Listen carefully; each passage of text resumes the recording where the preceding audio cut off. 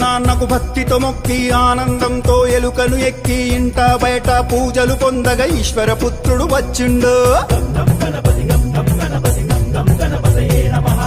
ఉండ్రాళ్ళు సిద్ధం చేద్దాం, ఊరందరినీ ఆహ్వానిద్దాం, ఋషులు మునులు సంతసించగా ఎదలో గణపతి పూజలు చేద్దాం. ఏనుగు తలతో వచ్చిండు, ఐశ్వర్యం మనకిచ్చిండు, ఒంటి కాలితో నాట్యం చేస్తూ ఓహో గణేశరారాయణగా ఔరాయంటూ చూడంగా అంబ పార్వతితో వచ్చిండు, అహంకారమణి చేసిండు.